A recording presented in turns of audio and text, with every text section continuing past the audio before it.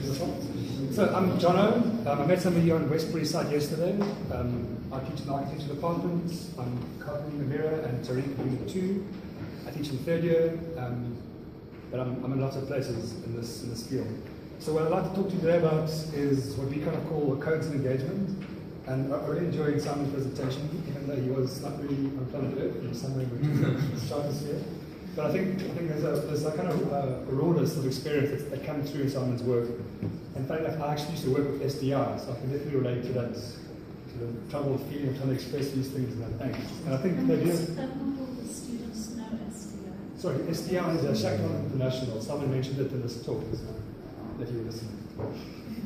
But I think when you work on the ground, there's a lot of things that you see and feel and intuitively experience, and it's very hard to really share those experiences and to catalyze them and to express them. And often we have to rely on formal academic ways to ground it. But I think we'll have a discussion about this afterwards. So what I want to talk today about is actually this idea of criticality, which is great because Simon was very critical. But first of all, just introduce this term of socio-technical spatial design. So I wasn't here earlier on, but I know Angus was talking about socio-technical innovation.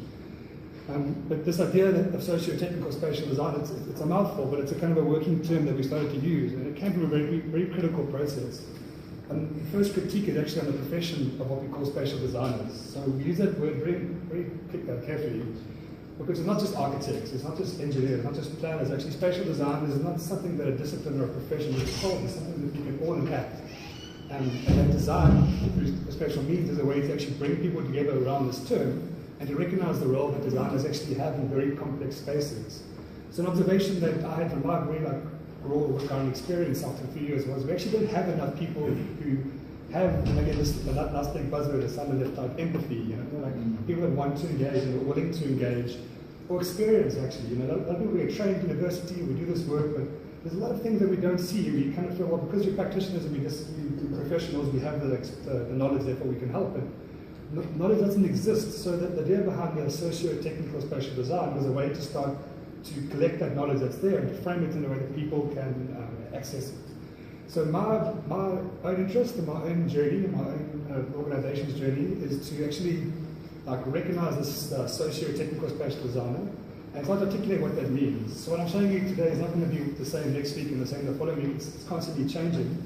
But this is kind of the kind of working definition we have so far. So that, I'm not going to read out to you, I can give you the web links for this, but this was a process they did, and I've highlighted the word critical, I don't know if you picked that up, I'm going to return there. And this process came from my own experience with a group of students when I was in my postgrad at the University of Pretoria. I'm not from Pretoria, by the way, I'm from Durban, just have to point that out, so you get a lot of assumptions already when I say that. But this process for us was we were kind of tossed into the deep end to work in a formal settlement just south of Soweto. And luckily for us, the community leader in the community, I cannot use that word anymore. I actually hate the word community, we're going to see now what we use, but we were put into a very awkward space, and it was a very interesting time in the country. It was just after the World Cup. So somewhere between that energy and that critique, we were very confused, and we were told as architects that we must now engage and design and fix everything, and obviously you can't. And the time we spent there was actually less valuable in terms of design output, but actually around this idea. So I was come up with these three times that I've been there, like, what is this community word? What does it mean? And I've actually got a pretty specific idea of what it really means when people in power talk about it, which I probably won't to say now for political reasons.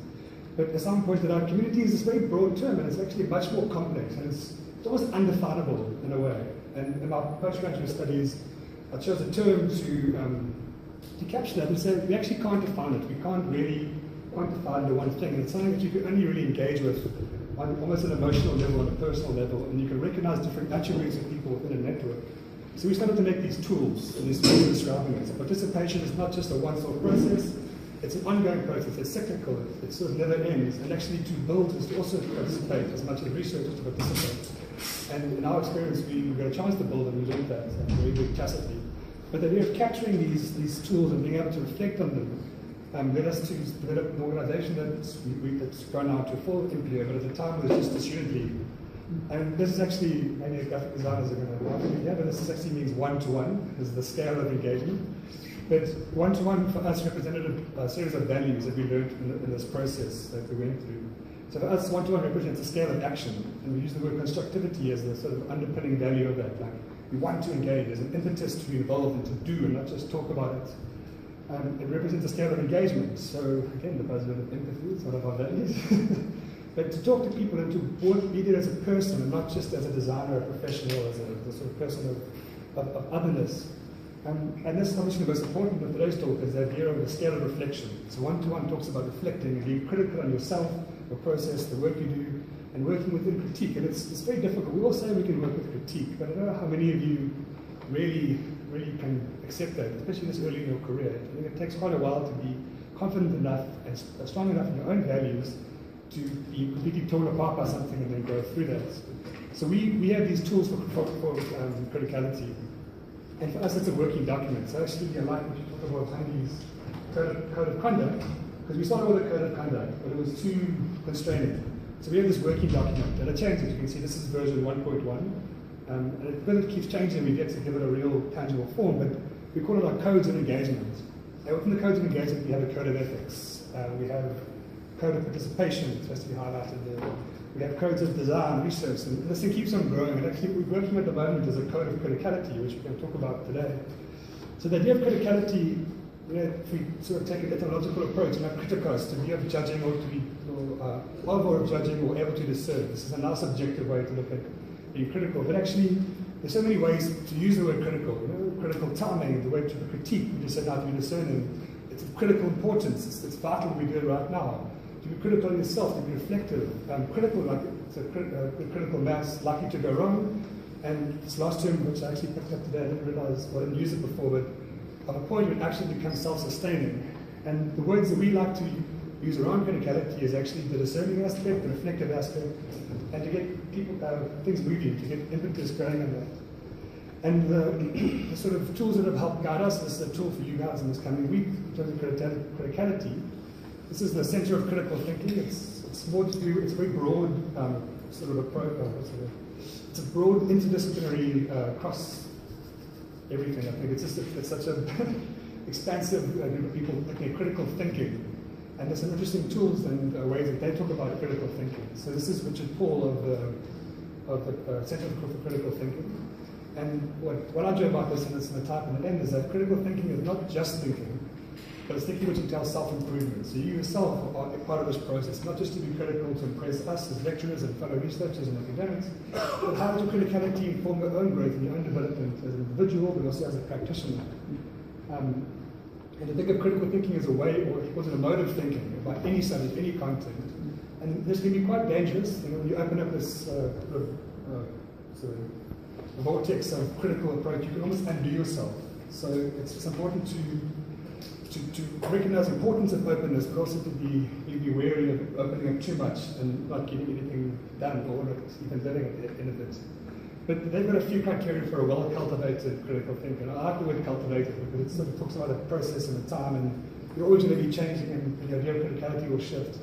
But for this purpose, I think the idea that a good critical thinker will come to well-reasoned conclusions and solutions and testing them against relevant criteria and standards. So these are the more objective terms we can pull out of this.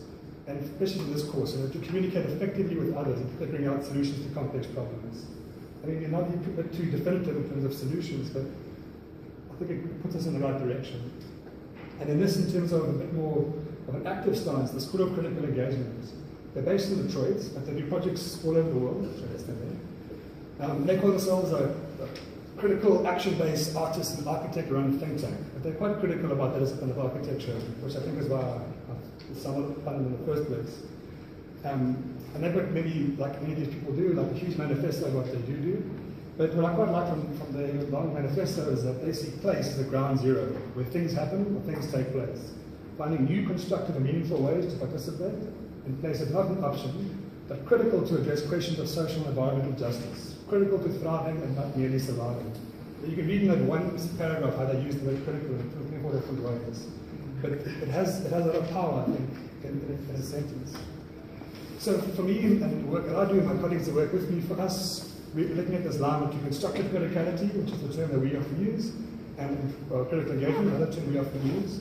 But it's a tricky line to walk.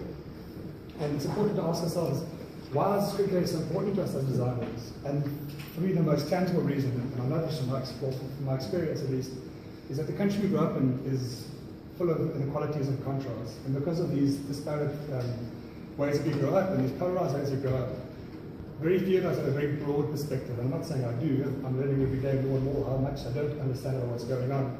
But we need to recognize that we don't all share the same perspectives on things. And because of this disparity, for us to be critical, not just as designers, but as residents in this or users of this space, it's important for us to recognize that and not just take for granted that we all share the same perspective. I think that's kind of why the buzzwords proliferate, is that we all just assume that everyone else assumes the same thing and we all go along with it. At some point we kind of, well, how did we get here? Why does community mean this? Why does that mean that? So to be critical for ourselves is crucial. So this is what I'll finish off with, and this is my constant challenge and the work I do with my colleagues. How do we be constructively critical while critically engaging? And I like to think of there's many tools we can use, many ways that we can do this, but for me the biggest thing, and you've heard I've probably fitted in more words in 10 minutes than an old person should. I like to talk, I like to draw as well. And these are tools and ways of encouraging criticality and putting yourself out there as well. It's very hard to do that. And I'm sure each of you will have your own ways currently. But my challenge to you is in this next 6-week process is that how do you start to engage with this idea of being critical? And it's not an easy process. And the more uncomfortable it feels, and the more those weird parts of your body start reacting, often it's your elbow or some other strange part, then you know you're doing the right thing because you're picking up on sensitive areas that you haven't touched in. So I think that'll be my kind of ending point in this. I'm in time, ready? 12 minutes.